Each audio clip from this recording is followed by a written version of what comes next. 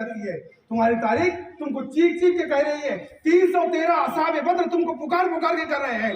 ऐ ईमान वालों, तैयार हो जाओ ईमान की बका के लिए, ईमान की सलामती के लिए, ईमान की हिफाजत के लिए, मस्जिदों की हिफाजत के लिए, खानका की हिफाजत के लिए। तुम्हें बैतुल मुक़द्दस आवाज देता है। अब कोई उमर बिन खत्ताब आने वाला नहीं जी, अब कोई दूसरा जनरल, इस्लामी जनरल आने वाला नहीं। तुमको अपने इबादत गाहों की हिफाजत खुद करनी होगी। तुम्हें खुद एक्टिवेट होना पड़ेगा, सरगर्म होना पड़ेगा और मुनज़्ज़म तरीके से होना पड़ेगा। आज रोना रोते हैं कि हम मुसलमानों पर जुल्म हो रहा है। ठीक है, होने दो, होने दो। ये दुनिया हमारे लिए कुर्बानगाह है, हमें उससे कोई फर्क नहीं पड़ता। हम तो इधर कुर्बान हुए और उधर जन्नत में पहुंचे। क्या कहते हैं इस बारे में आप बोलो ना।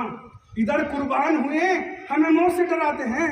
अरे ना, एक नहीं हजारों कुर्बानियां देंगे, हजारों कुर्बानियां देंगे।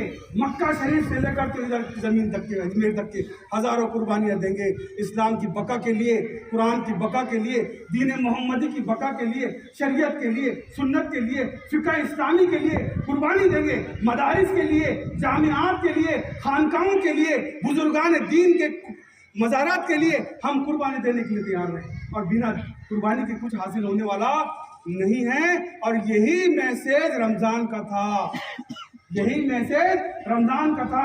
रमजान का मैसेज क्या था? लअल्लकुम तत्तकून। और ईद का मैसेज लअल्लकुम तशकुरून, शुक्रगुजारी का और वहां तकवे का।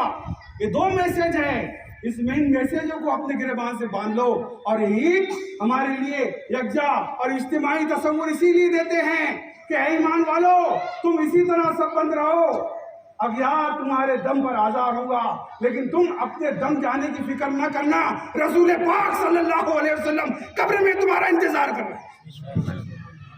रसूल पाक कब्र में इंतजार कर रहे हैं। हाँ, तुम अपनी मस्जिदों को आबाद करो, तुम नमाजों की पाबंद करो, नमाजों की सफ़ों को, मस्जिदों के सफ़ों को भरो।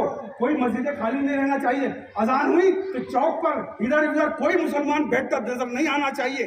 डायरेक्ट मस्जिद में, जो भी मस्जिद करीब पड़ती है, आप फौरन वजू खाने की तरफ जाइए और वजू करके फौरन मस्जिद में जमात में शामिल हो जाइए। किसी किस्म की तकोदक न करे और ये बहाना छोड़ दे कि मुझे तारत नहीं है। ठीक है, शादी में न्योता आता है, दावत आती है, उस वक्त सफ़ेद कपड़े हम मैं पहन लेता हूँ, वो मुझको याद रहता है। लेकिन मस्जिद में तारत कि जाने के लिए तारत याद नहीं रहती। ये हमारी कौन सी मुसलमानियत मेरे भाई? ये कौन सा?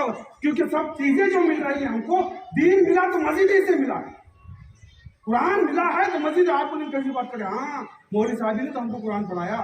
मौलवी साहब ने जुमे की किताब में कहा कि नमाज दिन का सुतून है, जिसने इसको कायम किया उसने दिन को कायम किया। जी, अगर कोई नमाज को छोड़कर कहता है कि मैं आशिक रसूल हूँ और दीनदार कहलाने का मुस्ताक है, तो वो झूठा है, चाहे मैं क्यों ना हूँ। नमाज जब तक नहीं पढ़ता, दीन कायम नहीं होता। और अकायद सहिया के साथ नमाज पढ़ें, अकायद हक्का के साथ नमाज पढ़ें। ये उसूल बताए गए हैं। अज़ीज़ान मिल्लत इस्लामिया, दावत फ़िक्र दे रहा हूँ।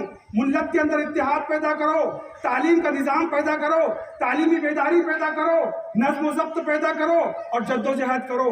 जब तक कि तुम्हारे अंदर ये तीन बातें नहीं आएंगी, हम तरक्की पजीर नहीं हो सकते, हम तरक्की नहीं कर सकते।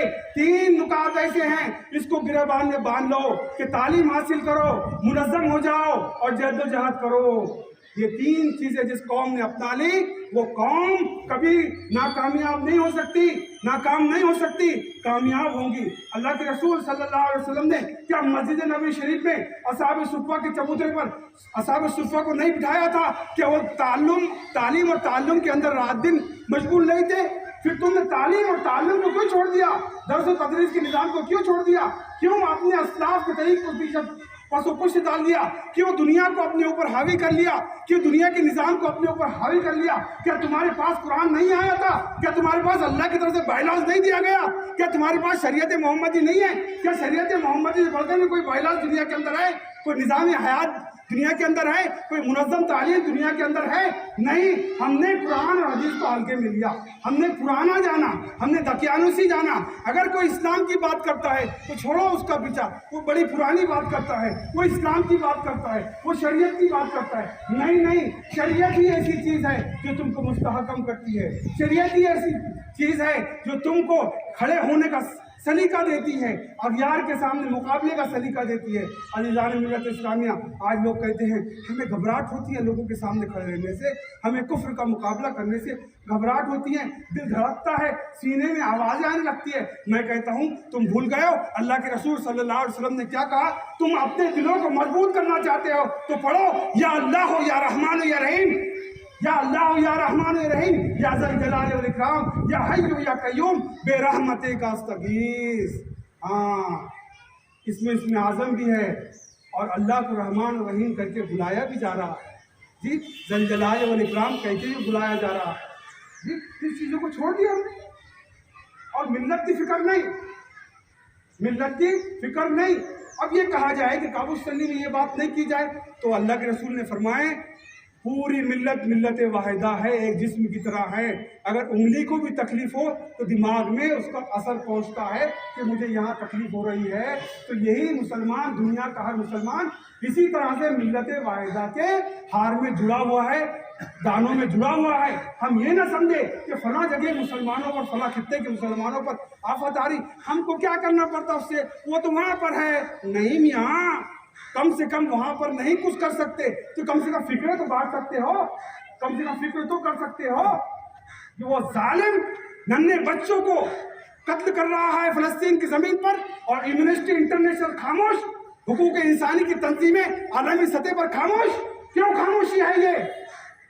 जब अहले ईमान की तरफ से कोई रद्द-ए-अमल होता है तो उसको दूसरे घेरे में डाल दिया जाता है, और जब कुफ्र की तरफ से कोई रद्द-ए-अमल होता है तो उसको हुकूक इंसानी के अलमबरदार कहेंगे, उसको प्रोत्साहन किया जाता है, उसको बढ़ावा दिया जाता है।